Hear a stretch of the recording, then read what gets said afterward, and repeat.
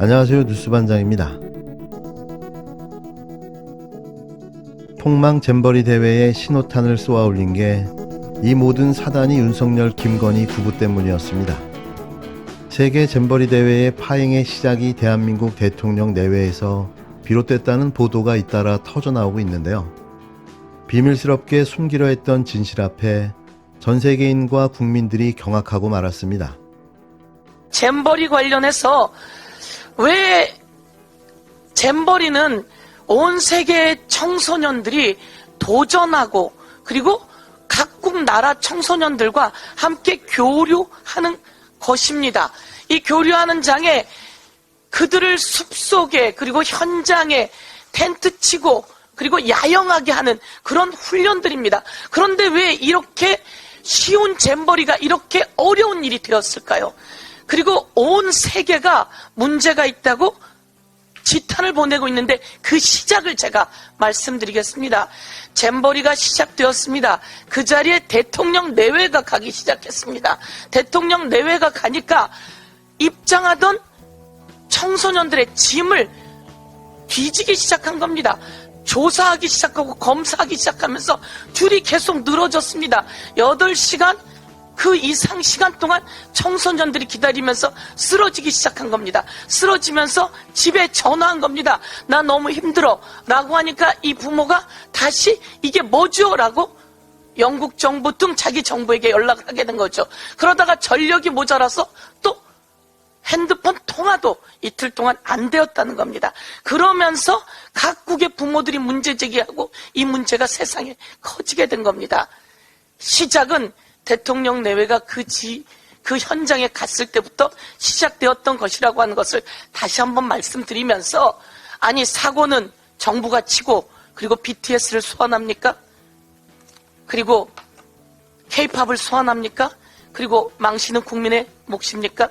이제 다시 한번 K-팝 관련해서 태풍이 불어오는데 과연 상암 월드컵 경기장에서 안전할 수 있는지 걱정이 태산입니다. 준비 과정도 안전할 수 있는지 걱정이 태산입니다. 이에 대해서 다시 한번 짚어볼 것을 촉구합니다. 지난 1일부터 12일까지 열리고 있는 2023 새만금 세계 스카우트 잼버리는 파행의 연속이었습니다. 이렇게 국제 행사를 엉망진창으로 만들기도 쉽지 않아 보였는데요.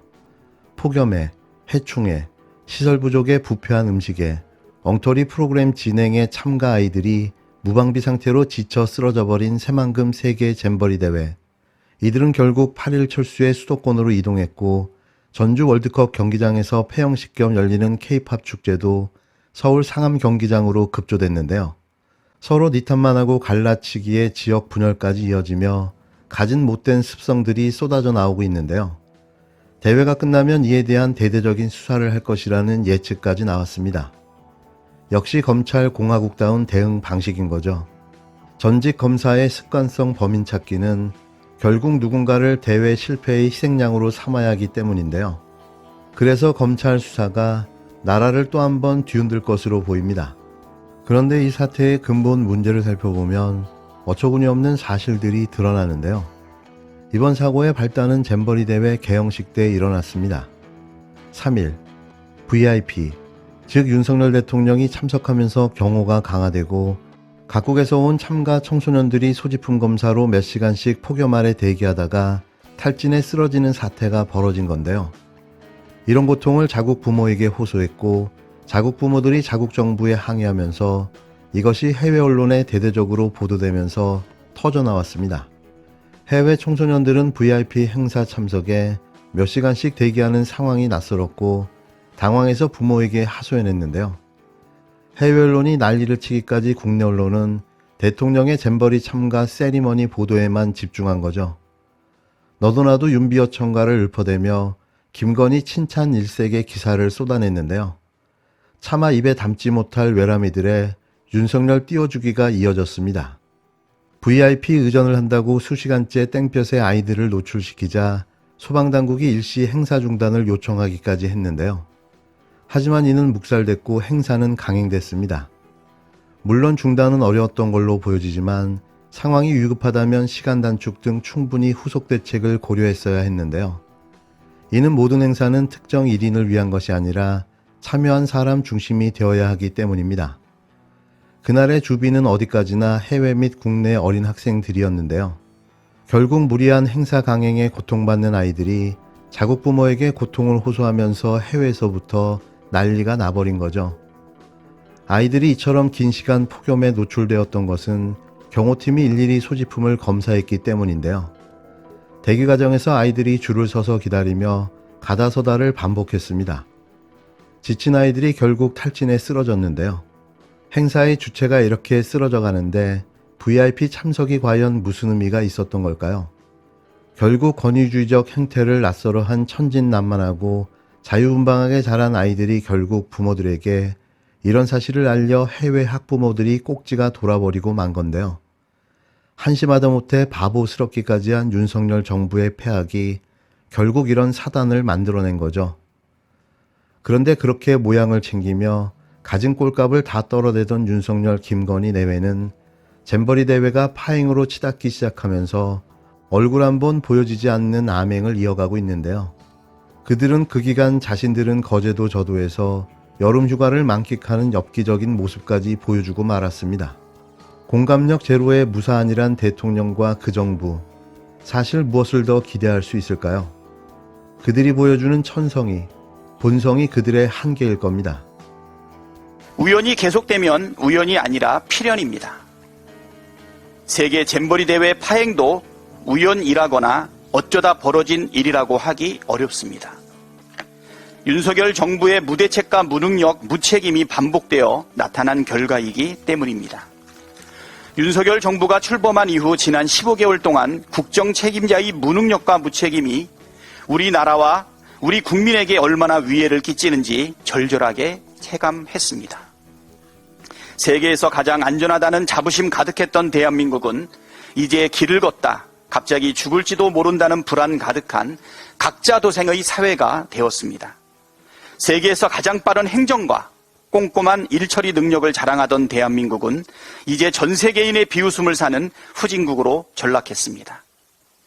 권한이 있고 책임을 져야 할 위치에 있는 자들은 단 한 명도 책임을 지지 않고 전 정부 탓, 야당 탓, 일선 공무원 탓하며 책임을 떠넘기기 바쁩니다. 민주주의와 국격은 날개 없는 새처럼 끝없이 추락했습니다. 자유는 언론 탄압의 동의어로, 법치는 검찰 독재를 위한 수단으로 변질되었습니다. 경제와 민생은 좀처럼 수렁에서 헤어나오질 못하고 있습니다. 고환율, 고물가, 고금리에 최장의 무역수지 적자 행진, 계속되는 수출 감소, 언제 터질지 모르는 가계부채까지. 외환위기 이후 최대 위기, 아니 외환위기 때보다 더 심각한 상황입니다. 이대로라면 제2의 이태원 참사, 제2의 잼버리 사태가 되풀이되는 것은 필연입니다. 더불어민주당이 9일 2023 새만금 세계 스카우트 잼버리 부실 운영 사태를 두고 국회 국정조사를 해야 한다고 직격했습니다.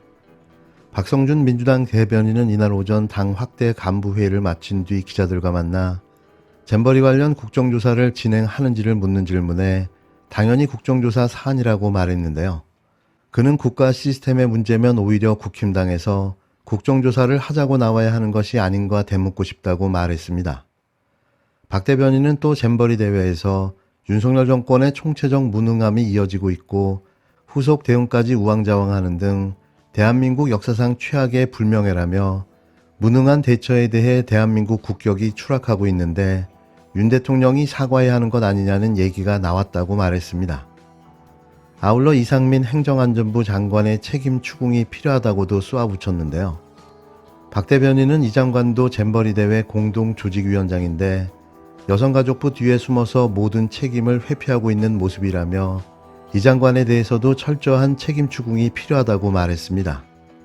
이 장관은 김현숙 여성가족부 장관, 박보균 문화체육관광부 장관과 함께 잼버리 공동조직위원장인데요. 이렇게 무능한 정부는 태어나서 처음 봅니다. 12구 이태원 참사에서 159명의 자국민도 지켜내지 못한 정부가 과연 3일 만에 4만여 명이 넘는 잼버리 참가자들이 관람하는 K-팝 콘서트를 아무 탈 없이 치러낼 수 있을까요? 벌써부터 불안과 우려, 걱정이 밀려옵니다.